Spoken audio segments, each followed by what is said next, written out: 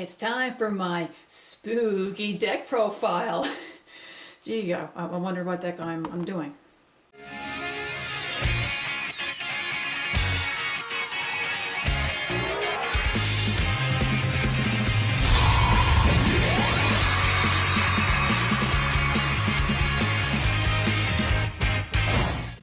Okay, it's time for the Ouija board deck profile. So the first thing you're going to want is your actual Ouija board. So I got 2 copies of the Ouija board and a single copy of the letters.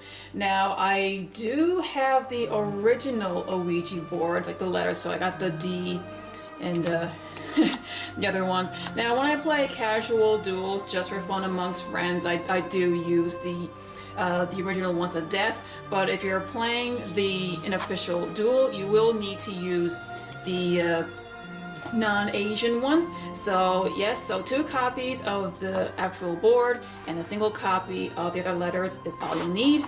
For monsters, you don't need many. I have 3 battle faders. They are dark and they're less than level 3, which is pretty important, and they are good defense. So if your opponent goes to attack you, well, you can special summon that onto the field. Card D, the tongue twister as always. My original build has 3, but I reduced it to 2 because your opponent can always call by the grave this, but it's still really good for draw power. And last but not least, 3 Mushmelon. Everyone hates this card, but it is so good in this deck. You can just lay him face down for defense. As a bonus, your opponent will get burned for 1,000 damage, but that doesn't really matter. The important thing is he cannot be destroyed by battle, and you do need defense in this deck. So as long as he's there, unless your opponent can find a way to out it, he's going to stay on the field. For magic, we have 2, Dark Occultism or Dark Spirits Mastery. I like the original names much better. You can use 3, but 2 seems to be working well so far. What this does is you activate it, you discard a card, and you search out the Ouija board. Draw power, I have 3, Pot of Extravagance. Very important. You're not going to be using your extra deck at all, so just fill your extra deck with just jank. 1 day apiece, you both draw a card, but neither opponent will be taking any damage, so that's good for you. 1 Upstart Goblin. Well, giving your opponent life points really doesn't matter because remember, the win condition is to get out the Ouija board. For field cards, we're going to need 2 Dark Sanctuary and 1 Mystic Mine. I don't really play Mystic Mine based decks anymore, but using it as a tech card I think is pretty fair. And unfortunately with the Ouija board deck, you kind of don't have much of a choice but to have at least one Mystic Mine. It's the only way to make this deck semi-competitive, and it's really good for defense. Now you can use 3 Dark Sanctuaries and put 1 Mystic Mine in there, but the thing is with both of these field cards, they both have pros and cons. Dark Sanctuary is still essential because you still need to have back row cards to defend yourself with, and Dark Sanctuary essentially opens up your field for more of the death message.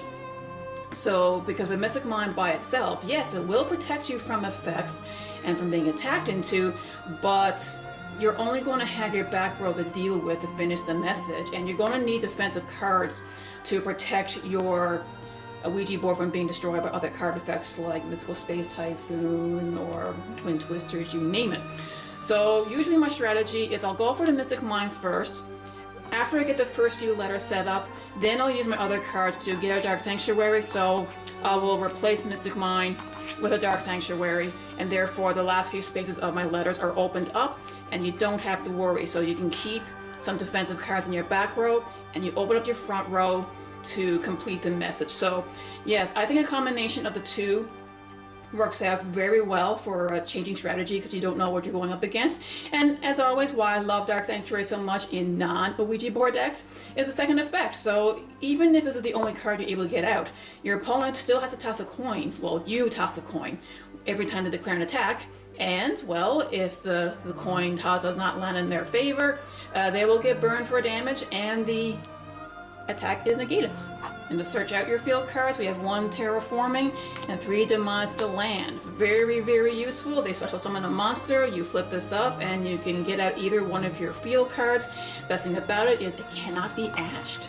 for traps, we have 3 death sentences, or sentence of doom for all the English speakers. Again, I love the original names much better, but this card is really, really good. Essentially what it does, you flip it up and it allows you to place a death message on your field, and it is treated as if the effect of the Ouija board itself, but you will need to be careful because say if the Ouija board is the first card you activate and you activate the death sentence, what's going to happen is the next time your Ouija board activates, it's going to go into the next letter in order, because that's what the card says. So you're going to have to wait for the next turn after that for the Ouija board to activate its own effect to get the other letter. So I strongly recommend you use these only for the last few letters of the message. The great thing about this is while the secondary effect is a hard once per turn, the first effect of this isn't. So you can have all 3 of these laid face down and you can activate them chain, chain, chain.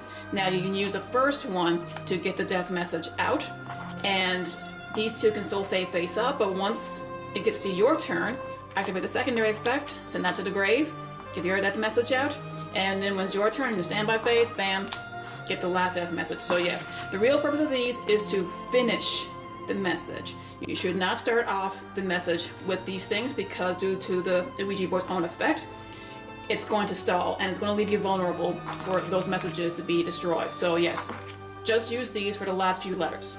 More draw power, 3, Legacy of Yadagarasu. Originally, I was using 3 jar greeds, but it's Halloween, come on, we need the Raven. Quoth the Raven, nevermore. It just makes so much sense. But I do have 2 jars of greed. I want to keep this deck at an even 40, so yes, this just reduces the deck size. 3 Dark Sacrifices. This card is so good. This will protect any of your cards from being destroyed by a card effect. And all you gotta do is when you flip this up, you send a dark monster that's level 3 or lower from your deck to the grave. And we already have that. We have the Battle Fader. So that's why the Battle Fader is so important, not just for defense, but to protect your death message. And 1 Metaverse. Just to activate, search one of your field cards from your deck to your field, or you add to your hand. Only issue with this is it can be ash, so be very careful. The extra deck is just jank. It's just fodder for your pot of extravagance. So, as always, when you make the extra deck, just make sure the card is legal and don't have any more of 3 of a kind in the deck. So, yep, it is just get whatever you want.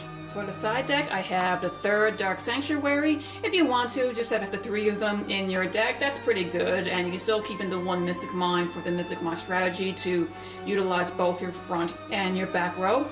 2 Mystical Space Typhoon. Now you can replace these with the Twin Twisters. The only issue I have with Twin Twisters is there are many times that you only need to get rid of 1 card in your opponent's side of the field, and it's also cost. And depending on what you have in your hand, you don't really want to pay that cost, especially if it's one of the letters. Now, I will say, thanks to Dark Occultism, even if your letters all end up in the graveyard, it's still recoverable. You banish the Dark Occultism from your graveyard, and you can add all the letters to the bottom of your deck in any order and draw the same amount of cards. That's why that card is so wonderful. But still, though, I still like to play it safe. 2 field barriers just to protect your field cards. 2 Eater of Millions. This is a great stun card. A little underrated, I think. It's not played as much anymore, I find. But just banish about 5 cards from your extra deck, get him out. And in the damage step, when he battles, so it doesn't matter if you attack or he's attacked into, the monster is banished. 3 Floodgate Trap Holes. This is a really good way to stop any effects, monster effects that could destroy any of your letters. Once they summon it, just flip this up, and that monster has to go into face down defense position. It cannot be changed. Now, unfortunately, it's no good for link monsters, but hey, depending on the matchup, this can be very useful. One Appropriate, you can use a couple if you want, but the thing with Appropriate is you gotta be careful, because I have decked myself out on the rare occasion, but it's a permanent trap. What happens is anytime your opponent were to draw a card, you draw 2. So yeah, it can help you go through your deck faster. 2 Imperial Custom. This, I have main decked this a couple of times, but it's one I switch back and forth on occasion, and it's really, really good for protecting your Ouija board card. All this does is it acts as a magnet. So once it's face up, if your opponent was to destroy any permanent face-up trap cards, well, this protects it because this card must be destroyed first before they can go after the Ouija board. 2 Dark Bribe, just to add extra protection, so if your opponent tries to destroy any of the spirit letters or the Ouija board itself, well, you can protect it, because Twin Twisters, hey, it's a staple in everyone else's deck, and you want to protect yourself from that. And that, my dragons, is my Halloween special deck profile. So what do you think? Is there any changes you would make to this? Anything you do to make it more competitive? It is a gimmicky deck. It's not something that's going to take any kind of event, but hey, it's something I really enjoy, and to me, that's what the game is all about. So leave a comment in the comment section below on what you think, what changes you make, and as always, to be a good sport, play the game, not the fame. See ya!